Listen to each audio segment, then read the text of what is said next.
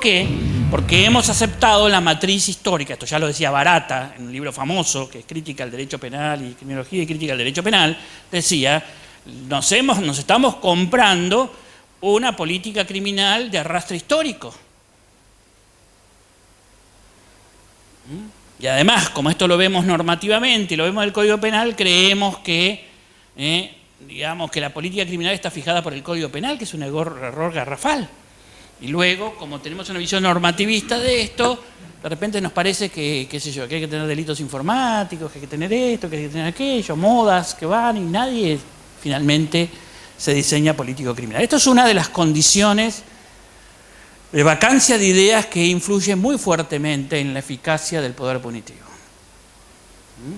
Entonces, cuando después nos quejamos de que solamente metemos a los pobres en la cárcel, es porque en realidad nuestras organizaciones lo único que saben hacer es eso. Entonces, si lo único que saben hacer, van a hacer eso. Y dejamos que el arrastre histórico nos lleve adelante. Bien. Hoy ya no queremos hacer eso. Hoy ya queremos tomar el control de la política criminal y para tomar el control de la criminal hay que estudiar. Hay que estudiar. El otro día, por ejemplo, todos sabemos, la política criminal después tiene una prima hermana que es la política de seguridad, que están dando vueltas por ahí, como pasa en otras políticas. Y hay muchísimo material sobre esto. Por suerte ya se está avanzando, los ministerios públicos han avanzado y han creado unidades de política criminal, unidades de análisis del delito en toda América Latina, se está empezando a hacer eso, pero estamos en pañales. Hacia donde vamos es poder tener una comunidad técnico-académica de gente que sepa hacer política criminal o pueda acompañar el proceso decisorio político llenándolo de contenidos. Ahora, la primera pregunta que yo le tengo que hacer al análisis político criminal es, bueno, ¿cómo arranco? ¿Cómo identifico dentro del conjunto de acciones que hace el Estado aquellas que entran dentro de la órbita de la política criminal? Diciendo que, te vuelvo a decir, esto no puedo utilizar la palabra crimen, porque eso sería olvidarme ya de la mitad del proceso político criminal y comenzar ya con algo que ya está definido, cuando la definición de lo que es delito o no es parte del problema central de la política criminal. Para hacer eso, para poder dar este paso y empezar a preguntarle al Estado del conjunto de actividades que usted hace, la cual le vamos a llamar político criminal, nosotros hacemos un análisis, que es un análisis de macropolítica criminal, que arranca desde el concepto más básico que podemos tener nosotros y que nos es más útil. ¿Cuál es el concepto de donde nosotros arrancamos? ¿Cuál es nuestro concepto madre? No.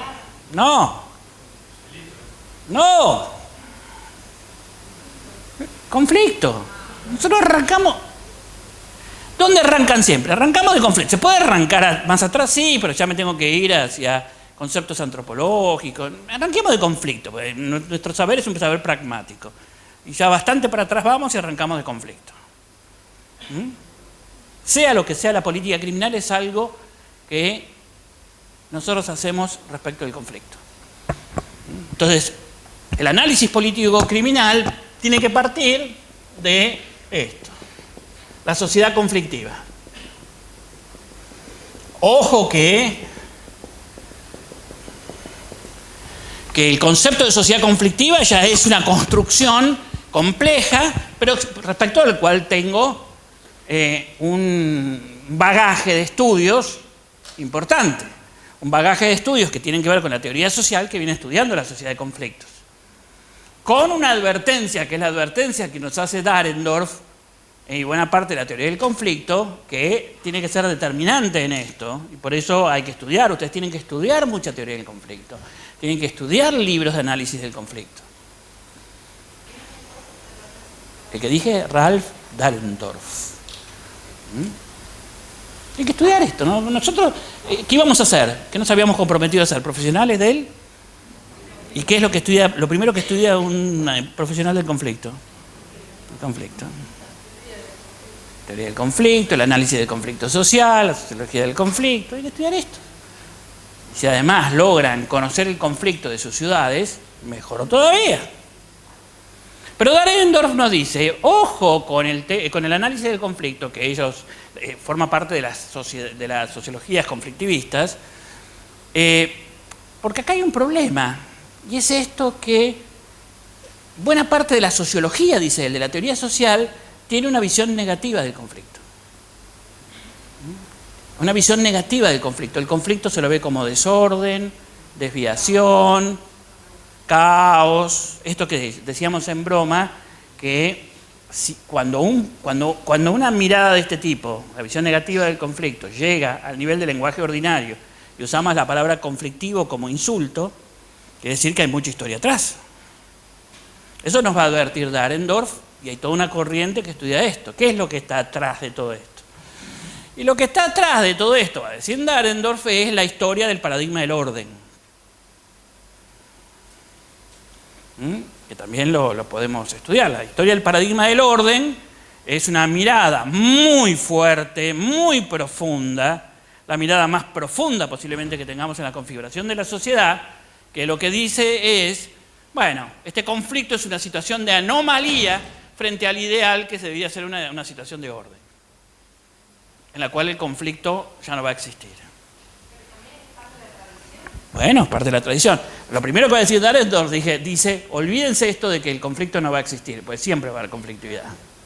Eso es él dice, es una especie de mirada desde la utopía, pero la teoría social no tiene que mirar la utopía. Claro, el comunismo, el reino de los cielos, son sociedades sin conflicto porque vos estás expresando un valor ahí, por eso no tiene valor explicativo en términos de la teoría social.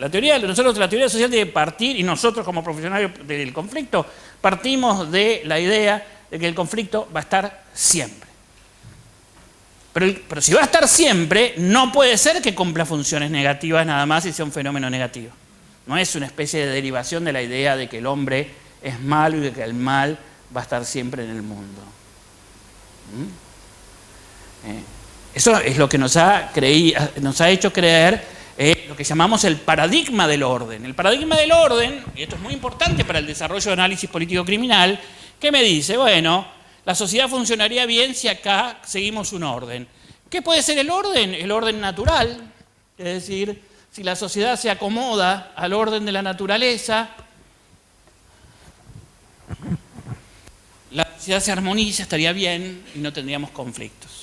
Los que inventan eso son los griegos, romanos, ya estamos hablando de los griegos hace 2500 años.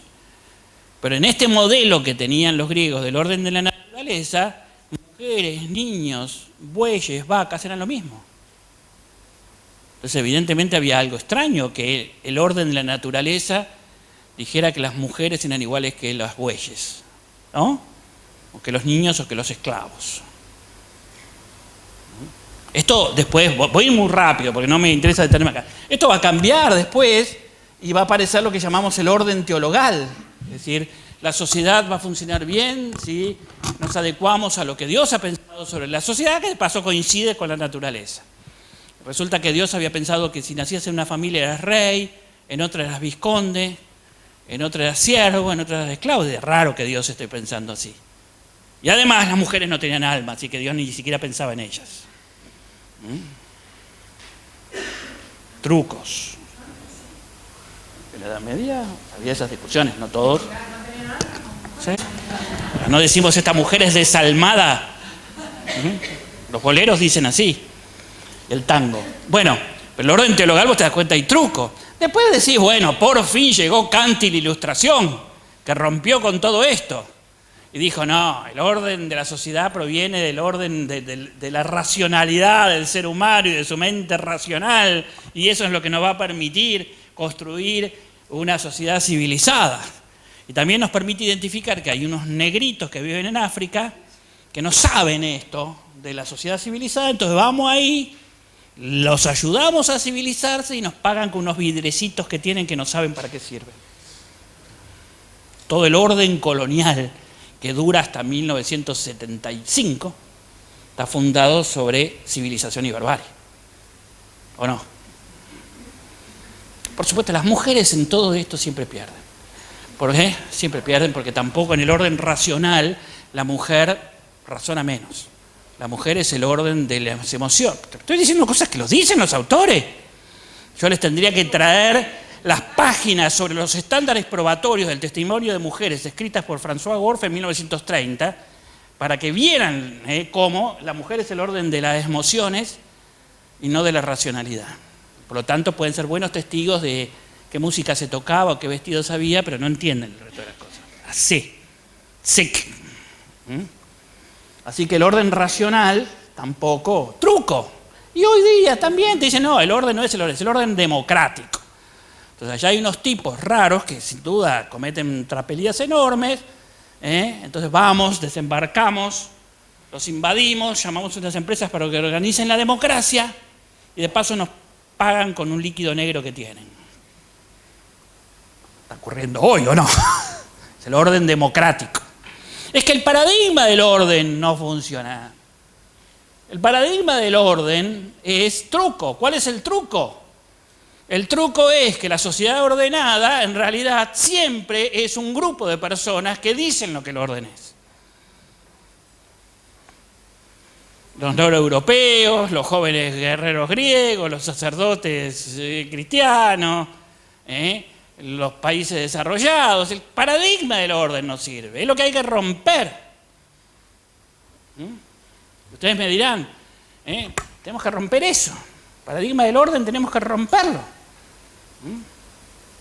Fíjense que en todo esto, en todos los distintos conceptos de orden, no es chiste el lugar de, porque mucho de eso está vinculado al orden patriarcal. El orden patriarcal y el orden jerárquico de la naturaleza están vinculados. Ahora, el problema es que este concepto del orden no es democrático, porque desde que hemos descubierto la democracia hace muy poquitos años, la democracia en serio, la democracia se parte de una idea, que no le vamos a reconocer a ningún sector social que tiene la verdad sobre cómo debe ser la sociedad. ¿O no? Finalmente, como sea la sociedad, lo vamos a elegir entre todos. Y ustedes me dirán, pero eso es un quilombo, sí. Así es, efectivamente. Y nos vamos a tardar varios años hasta que hagamos funcionar esto. Pero peor es la aristocracia. La democracia supone aristocracia, que presupone que hay un sector social que tiene claro el orden de la sociedad. Y ustedes, las mujeres, siempre han salido mal. Mal, porque siempre el orden ha tenido alguna forma, todavía el orden que nosotros conocemos hace muchos, miles de años, es un orden esclavista. Todavía leía, mejor dicho, un autor que no citaba pero no me acuerdo a quién citaba de las teorías feministas, que me parece hay dos teorías en la teoría social que me parece lo más importante que se ha escrito en los últimos 20 años, que es la teoría feminista y la teoría de la ecología social y de la ecología política. Eso sí, son los últimos dos grandes impactos de los últimos 30 años. Y este autor que citaba, no me acuerdo quién, decía, miren, hay que tomar conciencia de que recién ahora, a finales del siglo XX, estamos llegando al hueso, al carozo, al núcleo de la esclavitud en el mundo. Porque todas las otras formas de esclavitud fueron una extensión de la primera, que es la esclavitud sobre la mujer. Porque se esclavizó a la mujer y después se dijo, pero aquellos de la tribu tal son también débiles como las mujeres, entonces esclavicémoslos. Pero aquellos negritos también podemos esclavizarlos porque son ignorantes como las mujeres, esclavicémoslos.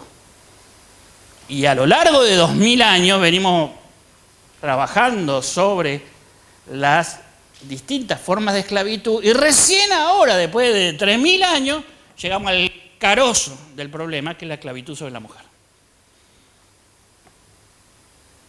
Esto, dígame si no es perturbador esta idea. Sobre todo porque no hay nada mejor que tener una mujer esclava. Para uno. No diga, esto es un chiste que no hay que hacerlo. Borralo. Borralo porque es un chiste malo, pero estoy haciendo una gran proclama feminista en el sentido de que no es un tema menor. ¿Y cómo se está resolviendo? Ahora, ustedes... No, claro. Pero al contrario, estoy demostrando cómo recién ahora estamos llegando en el carozo del problema de la esclavitud en el mundo. que tiene su origen en la esclavitud de la mujer. Con lo cual, el paradigma del orden y el orden patriarcal están muy vinculados, súper vinculados. Ahora bien, ¿a qué vamos a esto? Bueno, si nosotros no podemos hacer una política criminal fundada en el paradigma del orden, ¿y entonces qué hacemos? ¿Cómo? Pero fíjate, acá está el primer, Lasswell, uno de los autores de análisis de políticas públicas, decía, el inicio del análisis político criminal, del análisis de políticas públicas, tiene que poner en evidencia las grandes decisiones que hay que tomar en términos de sociedad política. Y acá tenemos una. Nosotros tenemos que construir un tipo de política criminal, de política pública, que no esté afincada en el paradigma del orden. ¿Y entonces qué hacemos? ¿Qué pasa? La pregunta que digo entonces, ¿qué pasa si yo dejo la conflictividad librada a su propia suerte?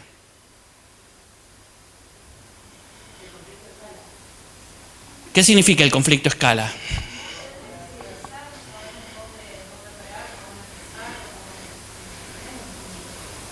¿Pero qué pasa? ¿Qué pasa? Ella dice conflicto escala. ¿Qué significa el conflicto escala? No, el caos no. El caos es un mito de la sociedad. ¿Qué pasa? Si vos dejás el conflicto librado a su propia suerte, ¿quién gana en cada conflicto? El más fuerte. Y ahí está la base central del otro paradigma. Nosotros no necesitamos el concepto de orden. Lo que necesitamos es el concepto de que vamos a intervenir en la conflictividad para que no se instale el principio de que gane el más fuerte y la violencia. A ese paradigma fundado en una idea distinta, donde no queremos que, digamos, que gane el más fuerte porque es más fuerte, lo llamamos paradigma de gestión de los conflictos. Y es una intervención fuerte, estamos reconociendo que el Estado tiene que intervenir, pero bajo un fundamento distinto.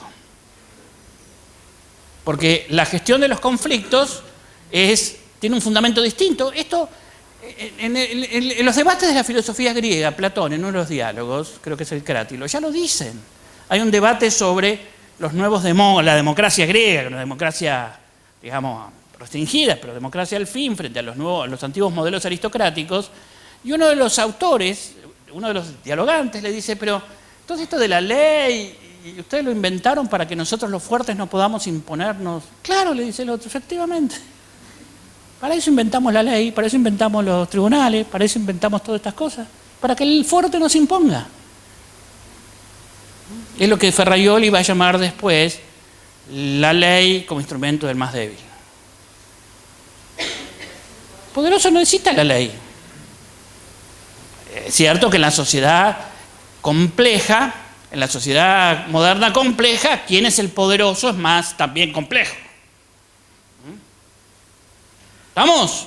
Entonces, la política, nosotros estamos buscando los fundamentos de la política criminal. Los fundamentos de la política criminal no los tenemos que buscar, como se hace por arranque histórico, en la idea de que es la herramienta que yo tengo para ordenar la sociedad. No es así. Es una de las herramientas que yo tengo para gestionar los conflictos en la sociedad, evitando que gane el más fuerte y se instale la violencia. ¿Estamos? ¿Ven cómo son dos modelos distintos? Que tiene mucho que ver con los dos modelos que venimos diciendo antes. Siempre estamos acá. Ustedes tienen que tomar conciencia de algo que han escuchado muchas veces. Estamos pasando del sistema inquisitorial a los modelos adversariales. La profundidad que tiene eso es muy grande. No es solamente que hiciste un código donde leíste la facultad de investigar al fiscal. Eso es el 0,0001 del problema que estamos debatiendo. Ahora bien, el paradigma de gestión de la conflictividad, como se escapa del paradigma del orden,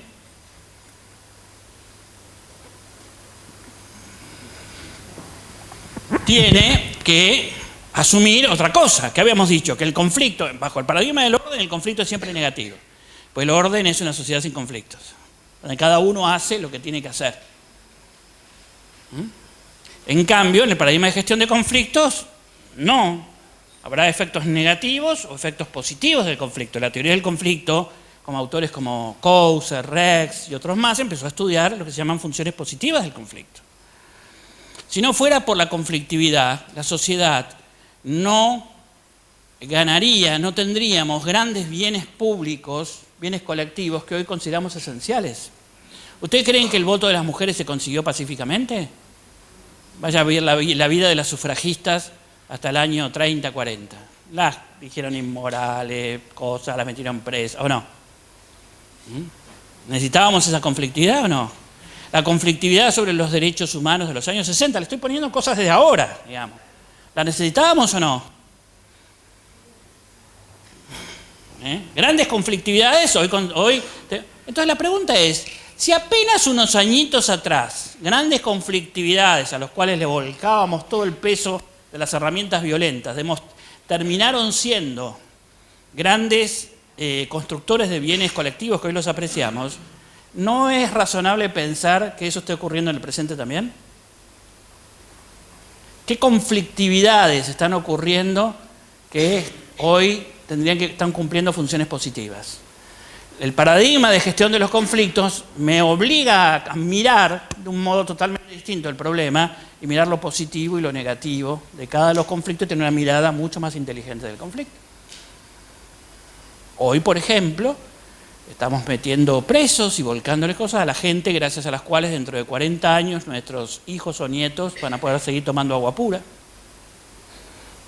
Entonces, vamos a decir, y hoy no tengo ningún problema en meterlo preso porque corta la ruta o porque dicen esto o porque hacen las asambleas antimineras, no. Está pasando hoy, frente a cara. ¿Qué diferencia hay esto con la sufragista de hace 40 años?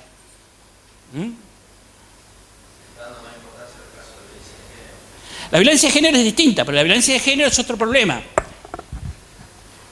La violencia, pero también tiene singularidades, porque cuando vos analizás la conflictividad, y por eso tenemos que estudiar mucho la conflictividad, porque nosotros somos los profesionales que trabajamos con uno de los instrumentos más sensibles y más nocivos que puede haber, es como si fuéramos expertos en energía nuclear. Nosotros somos expertos en la intervención violenta en el conflicto. Pero en el caso, cuando vos tenés conflictividades necesarias, se vuelve complejo el tema. La violencia de género tiene que ver con una conflictividad, es decir, la mujer no va a cambiar su estatus de esclavitud en el mundo sin un periodo de alta conflictividad. ¿O no? Conflictividad en la pareja, conflictividad en la familia, conflictividad en esto, conflictividad en aquello, ¿o no? Conflictividad en las relaciones laborales, en la sociedad política, en todo. ¿Es buena o mala esa conflictividad? Es buena. La necesitamos. Ahora, el punto está si esa conflictividad se resuelve con violencia o con abuso de poder de parte de otro de los intereses en juego, que es el hombre. El hombre que hoy día no sabe cómo manejar la conflictividad de la nueva mujer, ¿qué le hace? Porque además no es solamente se han roto los grandes modelos, porque los modelos de sumisión de la mujer no han sido modelos violentos, entre comillas, entre comillas, porque si no después me agarran sino que había una retórica muy sumisa. Vos tenías a San Pablo diciendo, mujeres, haced caso a vuestros maridos, ¿o no? La retórica religiosa, las morales, son violencia, pero no era el cachetazo y la trompada, ¿o no? Estaba sumisa, pero con retóricas muy fuertes, y con modelos muy fuertes, y con el adiestramiento de la educación, de las madres, de las cosas, de la transmisión. Cuando se empieza a romper eso, aflora el conflicto con violencia, ¿no? Ahora, es otro tipo, había menos golpe porque había más sumisión. Pero ustedes se dan cuenta de la magnitud de este problema. El otro día estaba en Bolivia, es un tema, pero el otro día estaba en Bolivia y el presidente y el vicepresidente, estábamos en un seminario, dijeron, no hay problema más importante en Bolivia que la violencia de género. Y tiene que ver con los procesos de emancipación que se están dando en las mujeres en Bolivia. No es que los hombres se volvieron locos con un virus. Ahora, fíjense la dificultad y el ingenio que hay que ponerle a esto, y la sabiduría y el conocimiento que hay que ponerlo a esto, porque es una transición necesaria.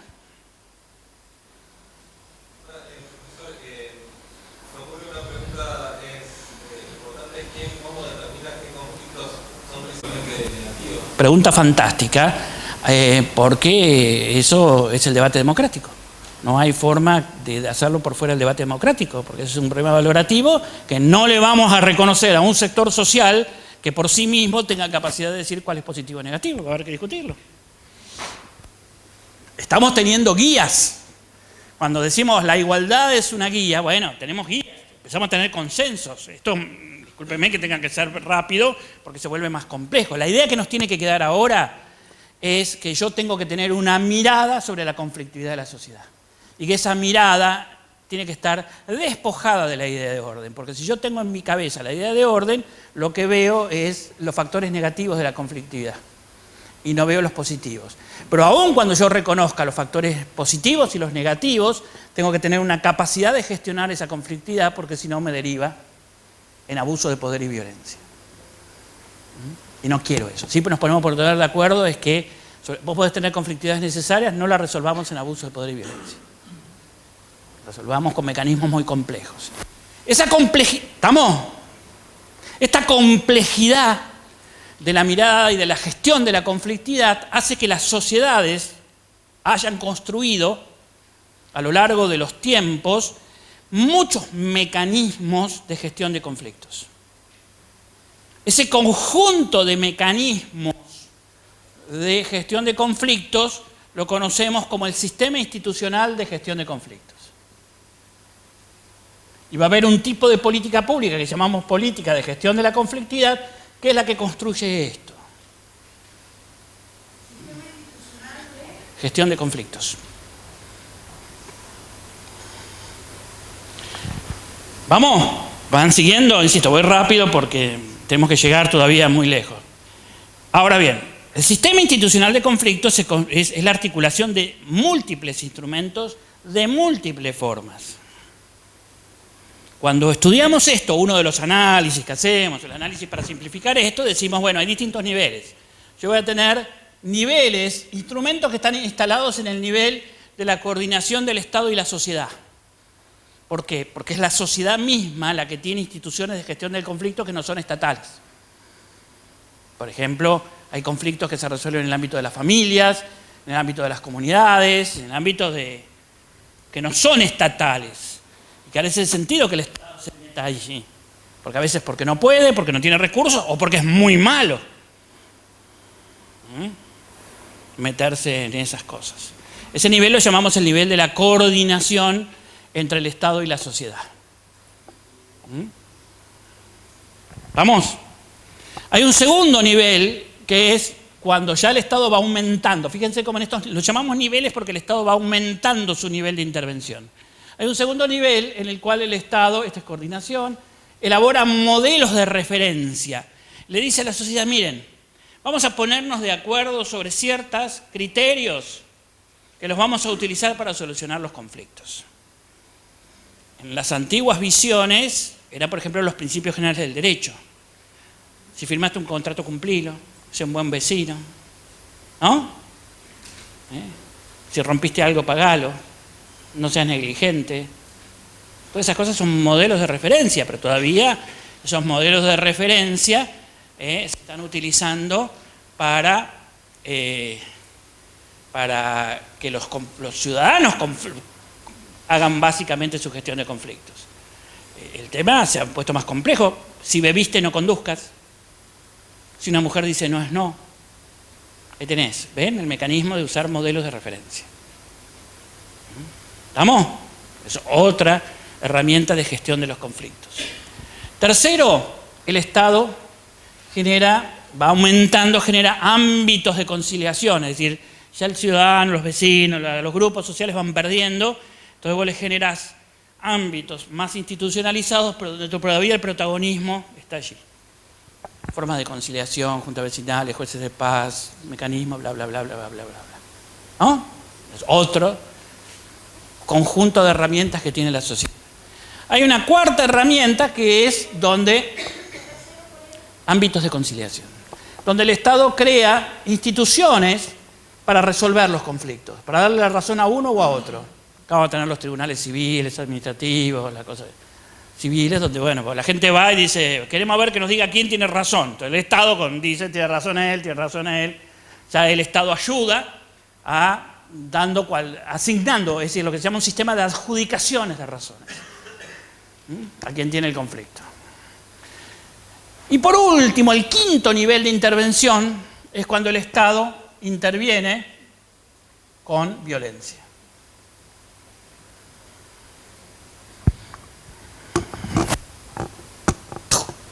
Usa sus instrumentos violentos para intervenir en el conflicto.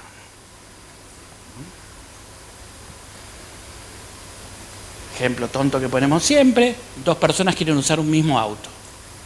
Una tiene una tarjeta verde y la otra tiene un revólver. Uno dice, pero yo soy el dueño. Es un conflicto. Pero el Estado dice, no, cuando de esta situación no los voy a conciliar, no voy a dar modelo de referencia, sino agarro este de los pelos y lo meto. ¿O no? Entonces, ¿qué aprendimos de acá brevemente? Porque esto hay que estudiarlo muy largamente. Primero, no necesitamos el paradigma del orden, al contrario. Desde el paradigma del orden nos vamos a otro lado. Nos vamos a otro lado. Tenemos que movernos dentro del paradigma de gestión de la conflictividad. Una mirada inteligente sobre la conflictividad, para lo cual necesitamos información. A mí me asombra todavía el desconocimiento que tenemos sobre la conflictividad de nuestras ciudades, zonas, lugares. En tercer lugar, que esta gestión de la conflictividad inteligente, que está tratando de evitar el abuso de poder y la violencia como un fin social, y evitar la violencia es un gran fin social, la pacificación de la sociedad, no desconoce la existencia de los conflictos, sino que le está diciendo, gestionémoslos sin violencia. Esto se hace mediante un conjunto de herramientas que tiene la sociedad, que están articuladas o deben ser vistas como un sistema, porque todas están interrelacionadas en lo que llamamos sistema institucional de gestión de conflictos. Conjunto de herramientas que tiene la sociedad para lograr la convivencia pacífica en la gestión de los conflictos. Dentro de ese sistema hay un nivel que es cuando le reservamos al Estado la intervención en el conflicto con sus herramientas violentas, básicamente la cárcel. Entonces, la conclusión que uno saca de todo esto es: la política criminal es el sector de las políticas de gestión de la conflictividad que utiliza, que administra, que usa una de las herramientas que se usan en el sistema institucional de gestión de conflictos, que es el uso de los instrumentos violentos. La política criminal, entonces, va a ser la política pública que organiza el uso de los instrumentos violentos del Estado, sabiendo que es parte de la política de gestión de la conflictividad, y esos instrumentos violentos están en el marco del sistema institucional de gestión de conflictos.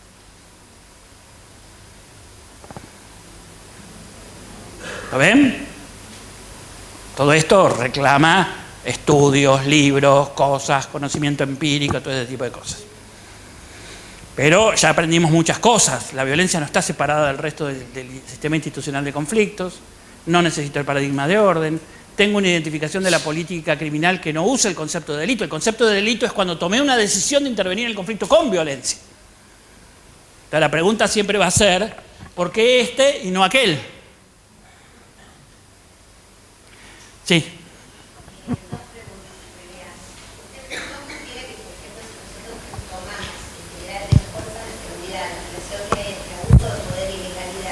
Sí. Implica un cambio conceptual muy profundo, es decir, empezar a buscar cuestiones de consenso, cuestiones mucho más profundas de la sociedad. No te entiendo, a ver de nuevo. Claro, por ejemplo, cuando uno habla de las políticas de seguridad y lo que ocurre en la seguridad, específicamente siempre se utilizó la violencia porque había un conflicto entre el abuso de poder de la fuerza de seguridad y la legalidad. Esto es así.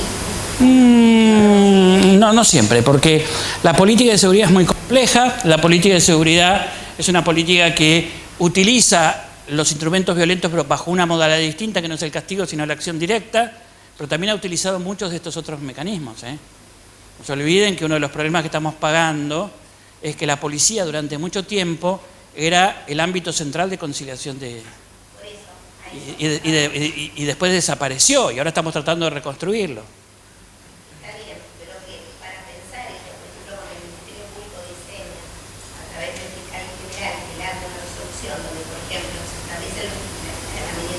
Espera, te puedo parar ahí porque ahora lo voy a explicar, eso pero dentro de un marco más amplio, ¿sí? Déjame, ahora llego ahí. ¿Está claro este esquema? Este esquema es un esquema analítico que hemos utilizado mucho, pero me serviría, por ejemplo, para analizar la situación en Santa Fe, en la ciudad o en cualquier ciudad. Yo tendría que tener la capacidad de ver el sistema institucional de conflictos en su propia, en su totalidad. Y además de acá me sale un principio que es central, porque ¿cuál era mi objetivo? Generar un sistema institucional de gestión de conflictos para evitar el abuso de poder y la violencia. Claro. Entonces, ¿puedo evitar el abuso de poder y la violencia con violencia y con el instrumento que en la historia ha tenido más abuso de poder? Sí se puede. ¿Se puede apagar el fuego con fuego? Sí se puede. Contra fuego, las cosas se puede, pero una cosa es usar la técnica de apagar fuego contra fuego y otra cosa es que un bombero tonto te arme 2 incendios. Claro que se puede. Pero cualquiera te diría que si vos querés contribuir eficazmente a construir una sociedad sin violencia y abuso de poder, esto lo tenés que utilizar poco y bien. Ese es el principio de última ratio. El principio de ratio no es una garantía. El principio de una ratio es una regla técnica política de la propia política criminal, que te está diciendo, si el objetivo es construir una sociedad sin violencia y abuso de poder, si vas a utilizar la violencia y además con un historial largo de abuso de poder, vamos a pensar bien cómo lo usamos. Vamos a apagar, si vos tenés un incendio a veces, viendo el viento, viendo esto, viendo aquello, tenés que hacer chocar un incendio con otro. Si no, no se apaga nunca. Bueno, eso es lo que hacemos con los instrumentos violentos. Pero esto reclama precisión, economía, ¿o no? ¿Estamos? De acá sale el predominio de los otros instrumentos y el principio de última ratio. Sigo. Pero falta... ¿Vamos siguiendo el razonamiento? Pero ¿cuál es el problema que tenemos? El problema que tenemos, que es uno de los problemas a mi juicio más graves que tenemos hoy día en la justicia penal, es que por una serie de razones que tienen que ver con la debilidad de la democracia, por una falta de visión, por descuido institucional, muchas razones, el conjunto de instrumentos que tenemos están debilitados o no existen. Por ejemplo, vos tenés momentos en los que la sociedad pierde capacidad de gestión de conflictos o el modo como lo hacía ya era inadmisible. Hoy la sociedad perdió la capacidad de resolver los conflictos adentro de la familia. ¿Por qué? Porque está redefinido, pero no solamente porque la gente se volvió tonta o se debilitó el orden y la moral, cosas. ¿Por qué? Porque se está jugando un nuevo rol de la mujer en la familia y la pareja, porque los hijos están jugando un nuevo rol, porque el hombre anda por ahí viendo cómo se ubica en las nuevas situaciones. Es decir, la familia ha perdido capacidad de resolver sus conflictos. Se han roto las familias grandes. La idea de la familia, esto se lo explica mucho Lévi-Strauss, la familia mononuclear de hombre, mujer y 2 hijos. Es un invento de hace 40, 50 años. La familia siempre fue la familia extensa. Entonces, ven cómo... Y muchas otras cosas más. La pérdida del espacio público como un espacio de administración colectiva. Hay fenómenos muy profundos que tienen que ver con la cultura y el gran proceso de transformación cultural de los últimos 15, 20 años que han hecho... Los procesos de urbanización descontrolados, muchas cosas hacen que vos digas que la sociedad tiene menos capacidad de gestión de conflictos que antes. ¿Lo va a recuperar? Lo va a recuperar. Son periodos. Pero va a pasar tiempo y no está mal, porque ninguno quisiéramos volver a un modelo de familia jerarquizada, ¿o no? Patriarcal. No. Ahora, tenemos que ir a otro modelo de gestión de conflictos que la sociedad hoy no lo tiene. Disculpame, que alguien... Sí. No, que te iba a decir que eso es propiamente el conflicto mismo, porque resolver el conflicto hace 30 años en una familia aplicaba el orden. Por eso, ha mutado, esto es lo que se llama, en sentido más propio, situaciones de anomia. Situaciones de anomia es cuando la sociedad pierde capacidad de resolver el conflicto, no tiene que ver con la ley formal. Bueno, entonces tenemos, ven, en el nivel 1 ya tenemos un problema. En el nivel 2, los modelos de referencia se han roto. Se han roto porque, por ejemplo, si vos veías antiguamente, lo que se llamaba la cultura de la legalidad era un sistema de reglas claras. Hoy la legislación no te da modelos claros de lo que hay que hacer y lo que no hay que hacer. Cuando Napoleón, ejemplo básico de los predominios de la cultura de la legalidad, de construir modelos de referencia a través de la ley, que es un mecanismo nada más, cuando él decía, no me lo interpreten, pues ya está, esto lo entiende todo el mundo. Cuando Rousseau o Montesquieu decían esto es para que lo entienda la gente del pueblo, el padre de familia, abajo de un roble aplique la ley, se entiende. Hoy nadie entiende lo que la ley dice. La ley se ha vuelto una cosa administrativa llena de retruécanos, trampas, cosas que ni siquiera los abogados entendemos claro ni sabemos cuál es el principio claro. ¿No? Los grandes principios de responsabilidad civil han mutado, pero no tienen base cultural. Ese es el problema del Código Civil. Tenemos un Código Civil que ni siquiera los abogados estamos terminando de leerlo, cuando el Código Civil debía dar los grandes principios de manejo de la sociedad, de las relaciones de vecindad, de las relaciones de familia, los grandes principios. Y si vos ves, hay una diferencia porque es un código academicista. Tiene cosas muy buenas, pero es más academicista. A pesar de que tiene buenas cosas en familia, buenas cosas en esto. Grandes cuestiones. ¿Vos sos responsable si sos negligente o simplemente el que rompe paga? Como los chinos. ¿Cuál es el principio? ¿Ven? Toda la sociedad perdió. Si a eso le sumás la emergencia de los del gran factor de construcción de modelos de referencia, que son los medios de comunicación, que te transmiten cualquier cosa, ¿o no? Transmiten modelos de referencia claros. Entonces la sociedad dice, ¿a dónde vamos? Bien. Tercero, ámbitos de conciliación. Se han debilitado los anteriores, policía, comisaría, escuelas, hospitales, que no tenían tanta presión y podían cumplir una cierta función de contención, de conciliación, pero no hemos logrado entender los nuevos. La abogacía latinoamericana, que no se asume como profesionales del conflicto, es muy negativa en todo esto. Pues nosotros hemos puesto la retranca a todos los medios de conciliación, de mediación, lo convertimos en un acta, hemos destrozado a los jueces de paz. ¿O no? Si vos tenés un carpintero que no te cumple tu contrato, ¿a dónde te vas a quejar? Vieron que los carpinteros nunca cumplen. Siempre digo, no sé por qué Cristo era carpintero. Acá no hay forma que un carpintero te cumpla cosa a tiempo. Le tengo toda la ropa tirada. No hay forma.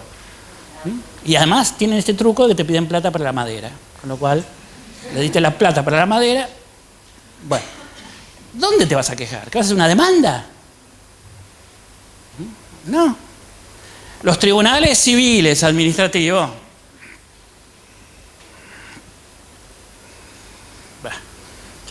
Ya hago gestos, ya no hablo. De los laberintos, las cosas. Entonces, en vez de reparar esto, inventamos cada vez medidas más autosatisfactivas, previa a la satisfactiva, previa a la cautelar, previa a la cautelar. Ya no sabemos qué inventar porque es tan obvio que no cumple ninguna función que están inventando una cosa más, la arruinan en un año e inventan una antes. Ahora, esto que lo estoy caricaturizando porque habría que estudiarlo en mucha profundidad, ¿qué es lo que provoca? Provoca que esto es lo que llamamos crisis externa a la justicia penal. La crisis externa, ¿qué es lo que significa? Que la conflictividad de la sociedad, ya sea porque nadie la para o porque arrancó siendo menor y se va agravando, confluye hacia el nivel 5.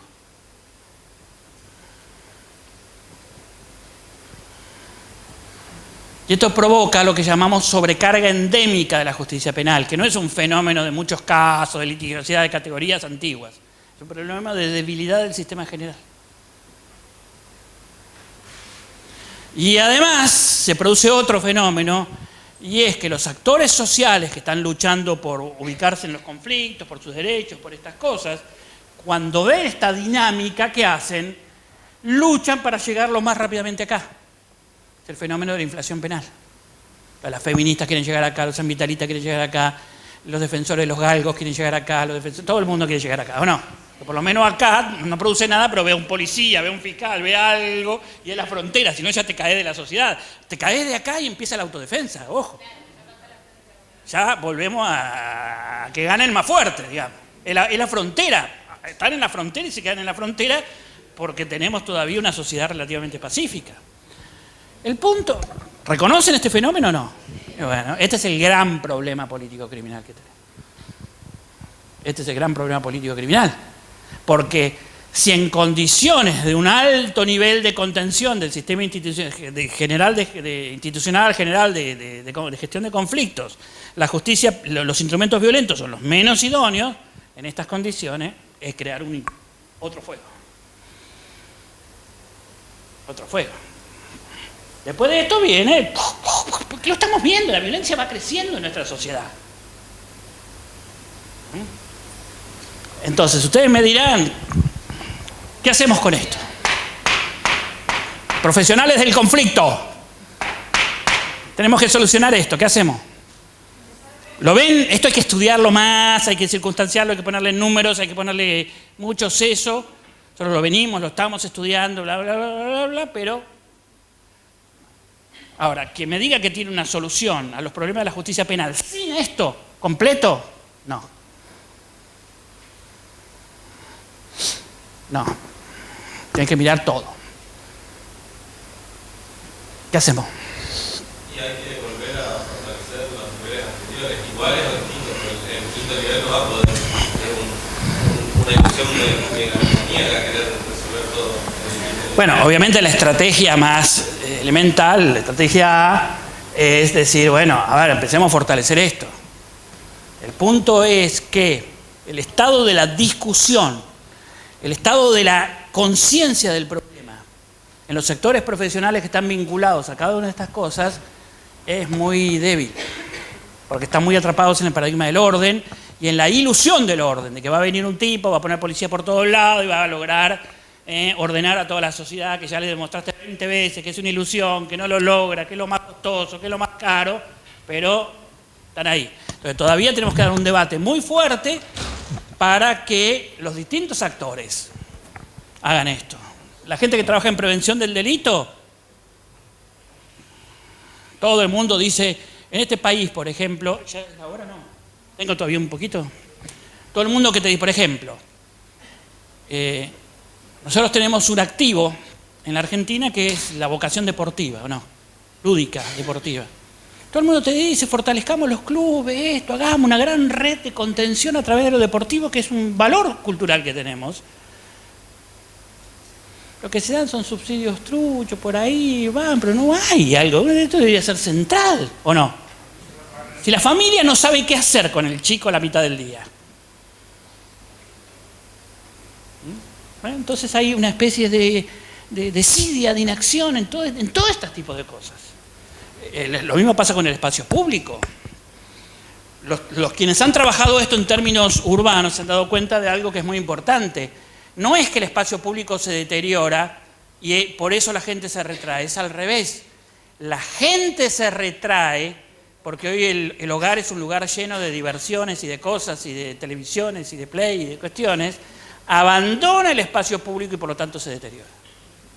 Entonces, hoy día la sociedad, por ejemplo, no tiene capacidad para salir a ocupar el espacio público solo.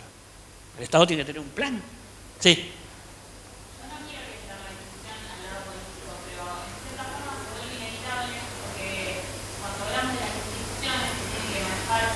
Cada una de estas etapas, por ejemplo, hablar de la policía, hablar del ministerio, y la realidad es que la corrupción también hace que todas estas instituciones sufran un desfasaje, que los fondos, que son algo importantísimo para lo que acabas de plantear, por ejemplo, a dónde se invierten. Bueno, esto es una cuestión que también la corrupción hace a la cosa, y cuando hablamos de la policía en particular... Sí, pero tenés razón, pero más allá de eso, porque el debate que tenemos hoy día es entre aristocracia y democracia. Una aristocracia mafiosa o la democracia. Entonces, si vos te llevas a modelos de violencia de sociedad, o lo que un autor llamaba, es decir, no tenemos relaciones de representación, sino relaciones de hegemonía, de vasallaje, es decir, yo te doy protección.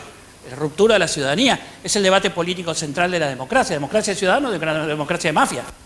Pero es un debate político que corrupción es uno de los nombres que tiene. No tenemos que engañarnos en eso. Pero sigamos para hacer análisis político. Tenemos mucha razón en eso. Y hay que profundizar ese análisis más. fíjense toda esta cosa. Entonces, primera estrategia, pero los que trabajan en política legislativa, ¿ustedes creen que cuánto tiempo nos va vamos a tardar en cambiar los modelos legislativos? Cuando ni siquiera los legisladores se plantean que tienen que cambiar los modelos de redacción de la ley.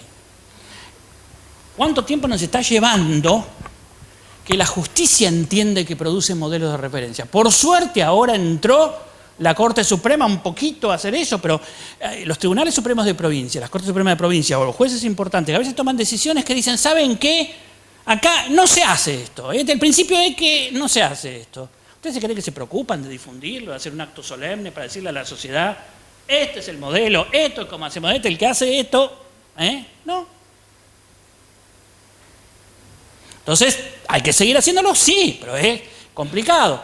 Los ámbitos de conciliación, yo llevo 10 años en La Rioja tratando de reconvertir a los jueces de paz. Los jueces de paz, es la gran institución de la administración de justicia, y la hemos convertido en tipos que dan guías, sellos y cosas, ¿o no? Acá puede ser que estén mejor, no sé, pero en el resto del país.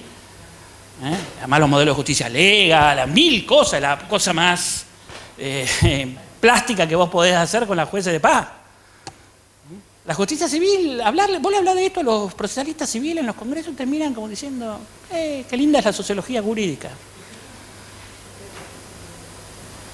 Y encima, la teoría del proceso hace daño porque no se da cuenta que la conflictividad siempre es sustantiva. La conflictividad siempre es sustantiva. Y además, habría que romper con esta idea del adjetivo sustantivo. Eso es una cosa que hay que olvidarse. Vos siempre mirás el problema desde la conflictividad. Entonces, la estrategia hay que hacerla y hay que trabajar mucho para que se tengan planes de este tipo, miradas de este tipo, que ahora que ya vamos a ser profesionales de conflicto estamos obligados a tener esta mirada.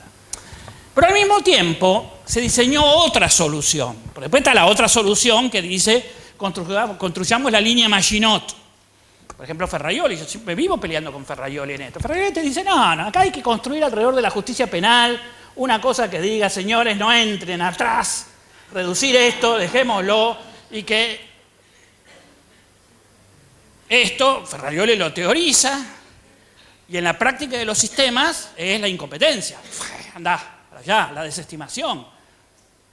Miles, decenas de miles de casos que la justicia penal desestima diciendo, no, se vayan para allá. Pero esto no soluciona el problema.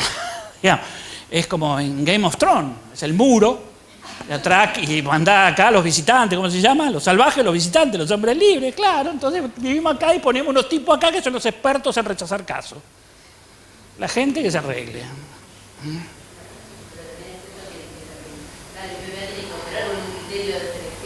Está bien, pero es un criterio de selección de casos que lo estamos mutando hoy día porque si no, no resolvemos esto, porque lo que hacemos, vos mandás 1000 casos para acá, la presión vuelve más fuerte todavía. Y un día, que es lo que aprendemos de Game of Thrones, un día se viene la noche, se viene el invierno más largo y viene el ejército de los visitantes estos. Y bueno.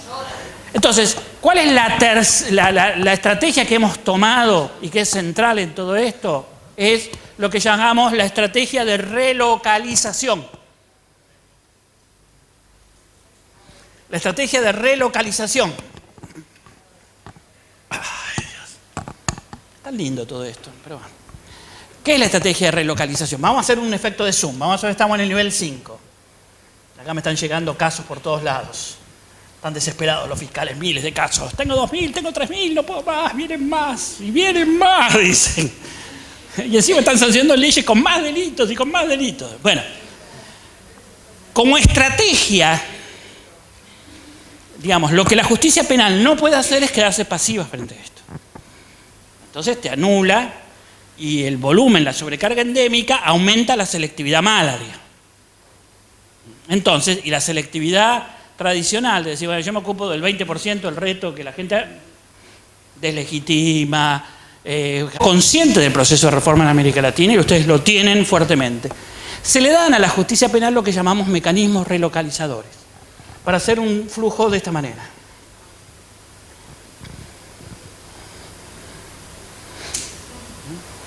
Entonces se incorporan una enorme cantidad de mecanismos que le permiten a la justicia penal devolver el conflicto al nivel donde debería estar.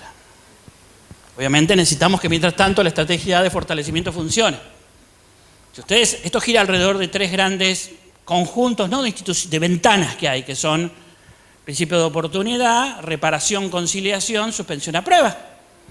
Vos lo mirás, no con la mirada del trámite, le diste a la justicia penal 20, 30, 40, 50, yo siempre es un ejercicio que le hago hacer a los alumnos que me determinen todas las herramientas que puede usar la justicia penal y siempre andan en 40 o 50 hoy día, con poca imaginación, para que ubique conflictos en este lugar. Entonces, te están llegando muchos casos de homicidios culposos que deberían ser resueltos, lo volvés acá. Los franceses lo hicieron, la ley Badinter. La ley Badinter, ellos hicieron esto: conciliación obligatoria en todos los casos culposos, citación directa a la aseguradora, penalización a la aseguradora que no aceptaba una oferta razonable. A los 5 años no tenían más casos en penal. Y muchas otras cosas, y vas reservando y vas haciendo esto. ¿Entienden cómo es el mecanismo? Tenés problemas con los muchachos que no saben hacer cosas, usás la suspensión a prueba, la mandás para otro lado. Ahora, esta estrategia no hay forma de hacérsela entender a los fiscales. El próximo método pedagógico que yo voy a usar es el taladro. Ahora sí le entra en la cabeza. No hay forma de hacérsela entender al fiscal. Porque vos podés sacar volúmenes importantes, pero tenés que organizarse de otra manera. Si vos pretendés que la suspensión a prueba va a ser mandarle a firmar al tipo 800 veces la planilla en el mismo lugar, ir a pintar 10 veces la misma escuela, al mismo tiempo lo que es a la directora que tiene que ir a abrir el sábado para que pinte el otro, hacer el pan que nadie come, donar juguetes que quedan después por ahí perdidos, ¿o no? Todo es una cosa trucha, hecha así nomás, sin ningún tipo de vocación. Si lo que estamos diciendo, tengan programas. Nosotros tenemos que tener un objetivo en el corto plazo, que es 2/3 de soluciones no punitivas, no de cárcel, solamente 1/3 de soluciones de cárcel.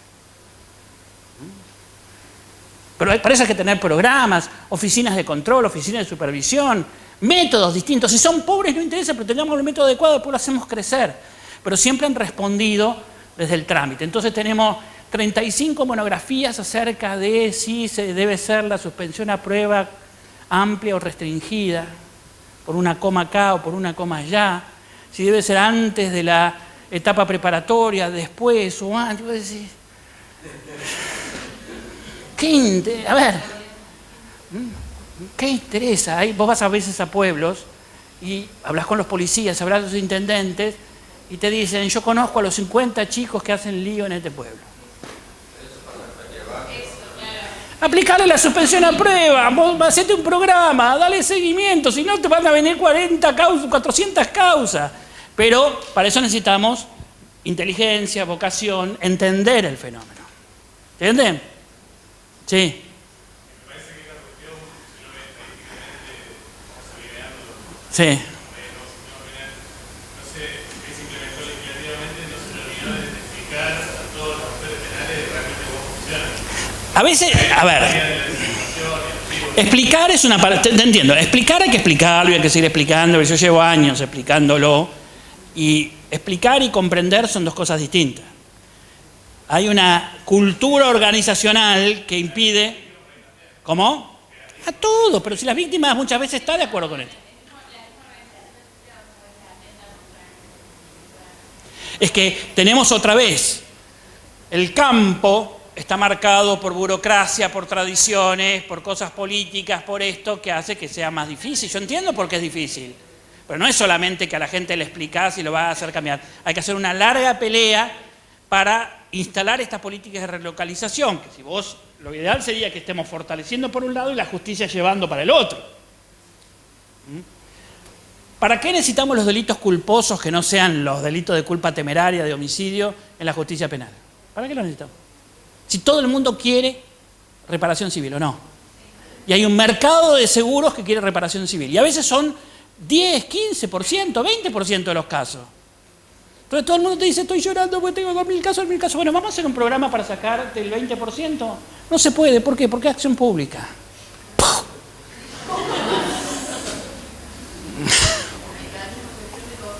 Ese es mi mecanismo de gestión de conflicto ahora que estoy perdiendo la paciencia. No, es broma. Es broma. Es total, son todas cosas que, por favor, ustedes pueden borrar todas estas cosas que hago que son absolutamente inconvenientes. ¿Vos allá al fondo? ¿Las vas a borrar? No, con la oreja no me vengas con el borrado de oreja. Aplicar el rewind real.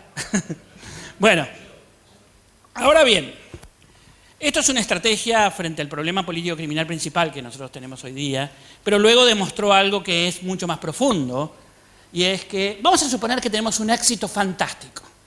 Y dentro de 20 años nos fue tan bien que nuestra área de intervención penal se redujo. ¿Tengo que parar con la relocalización? ¿Por qué? Por el principio de última ratio. El principio de última ratio me obliga permanentemente a esto. Y dentro de 40 años tuve tanto éxito que ahora estoy así. ¿Tengo que parar? Y dentro de 60 años me fue tan bien con mi política de relocalización que estoy así. ¿Tengo que parar? ¿Cómo se llama esto? No, abolicionismo. El abolicionismo que ha sido absolutamente frivolizado. Pero cuando ustedes leen a los autores más fuertes del abolicionismo, Mathiesen, Christie, están diciendo esto. Es la permanente actividad de relocalización de los conflictos fundados en la última ratio. Nosotros tenemos una versión del abolicionismo muy zafaroniana, que es una discusión ideológica acerca de que el poder penal es malo, pero vos lees a Christie, a Hulsmann, a Mathiesen, y están pensando en esto. Es decir, no penal porque voy a otra forma de resolución de conflictos. El abolicionismo es un programa serio, consistente, de permanente relocalización de los conflictos lo más acelerado que puedas. Yo puedo tener un programa abolicionista hoy del 50% de los casos de la justicia penal. Me entran hoy me decían 10.000 cheques sin fondo de esto que todos sabemos que no hay nada que hacer, que no voy a hacer nada. Inventemos un sistema para mandarlo a otro lado.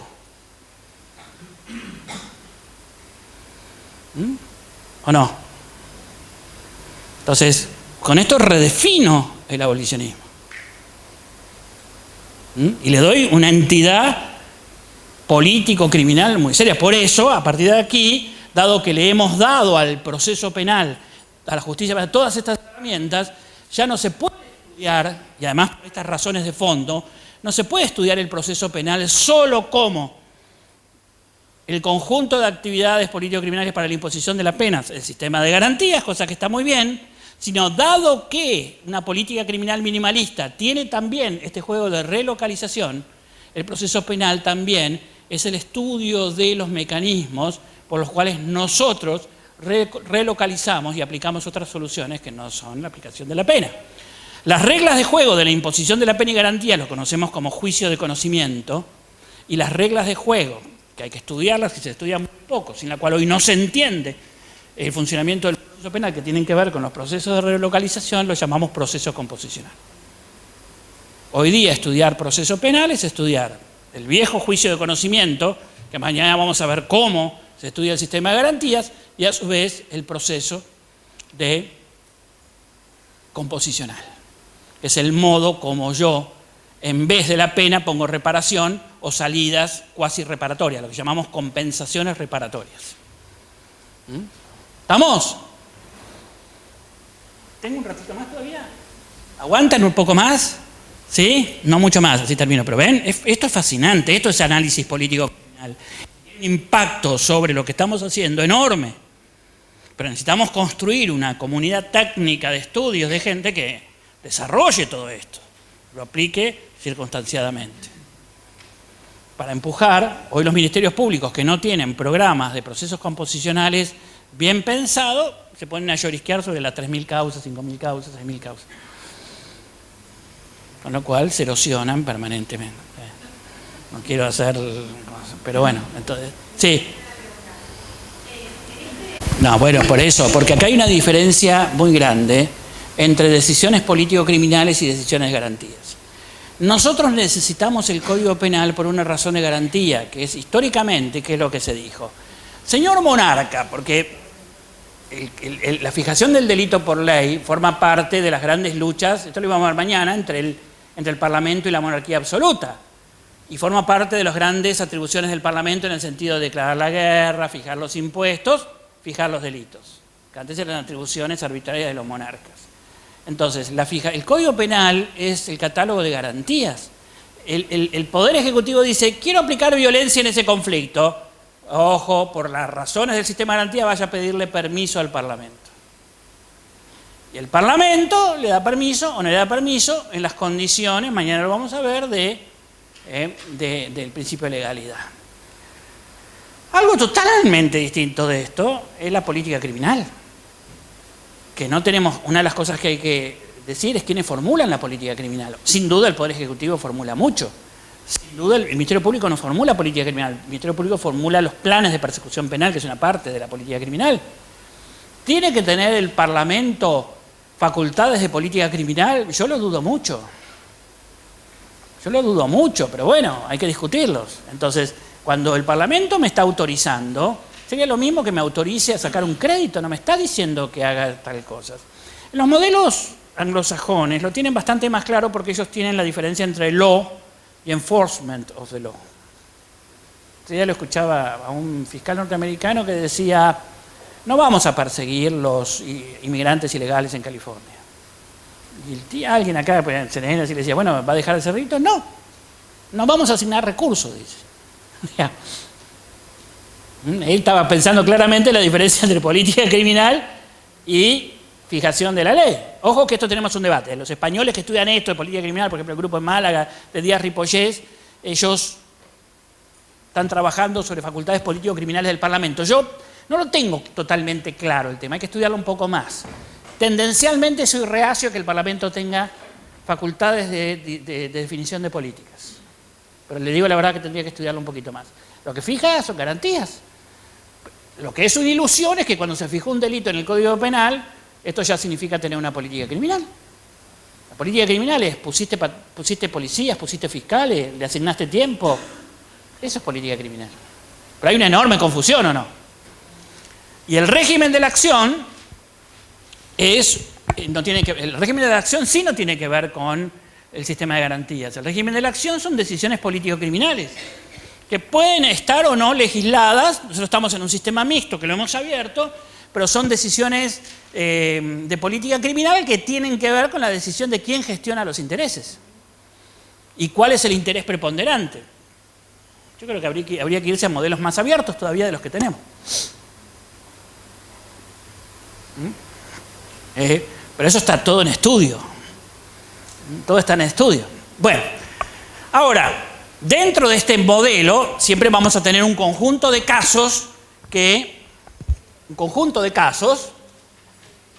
está decidido, tenemos la decisión político-criminal de aplicarle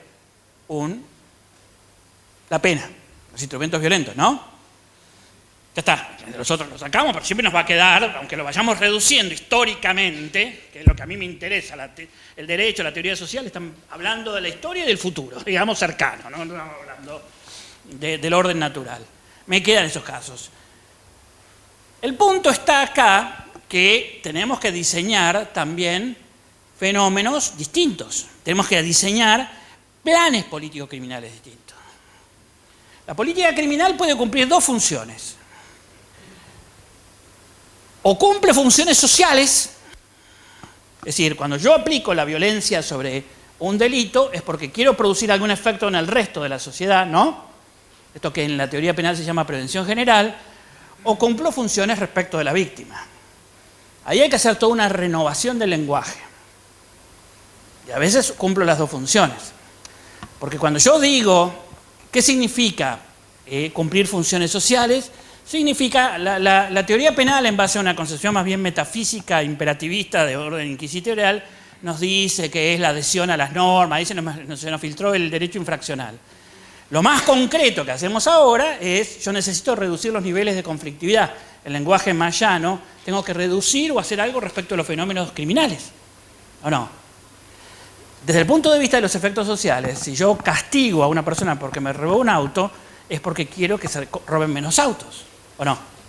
Entonces, la prevención general no es un nombre extraño, es simplemente reducción o control de criminalidad. Eso se ve con los objetivos políticos criminales. Cuando lo hago respecto de la víctima, yo, ¿qué es lo que estoy tratando de hacer? Que no se expanda la violencia. Es una convención donde yo tomo la violencia del conflicto, no lo pude mandar a otro lado, y el Estado asume sobre sí la violencia y la aplica ahora bajo otras condiciones de legitimidad. Ya no es la violencia de la autotutela, sino es la violencia estatal. Esto es el gran programa del monopolio de la violencia estatal. Entonces la relegitimo, la tomo, no dejo a la sociedad, le digo no, yo la hago, la pongo. ¿Vamos? Esos son los dos grandes funcionamientos político-criminales. Ahora, para poder hacer un plan político-criminal, yo tengo que trabajar de nuevas maneras. Si yo tengo que tener efectos, quiero producir efectos sobre algún sector de la sociedad, tengo que conocer el fenómeno criminal. Y tengo que salirme de lo que nosotros llamamos el trabajo caso a caso. Tengo que conocer el fenómeno criminal y a partir de eso tener acciones que reduzcan el fenómeno criminal. Eso se llama fijar objetivos político-criminales. Cuando yo quiero conocer los fenómenos criminales, tenemos que estudiar mucho con la criminología y con nuevas formas de análisis. Nosotros hemos hecho de la metodología del caso a caso un tipo de conteo de los fenómenos criminales. Entonces contamos imputados y víctimas y no conocemos los fenómenos.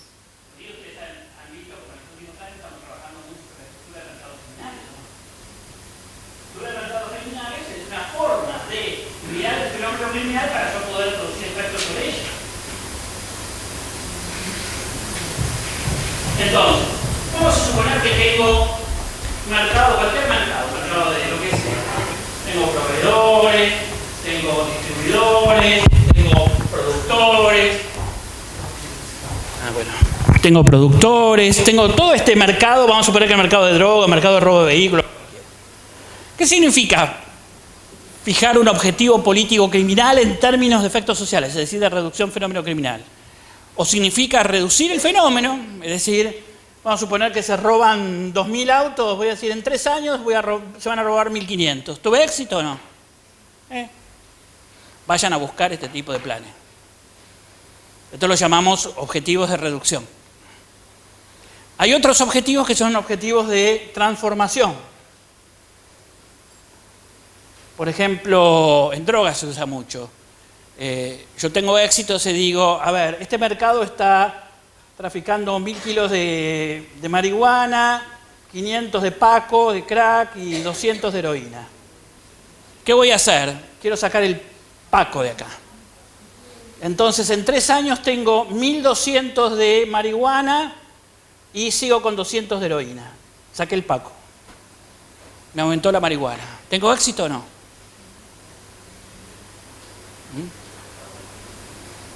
Estos se llaman objetivos de transformación.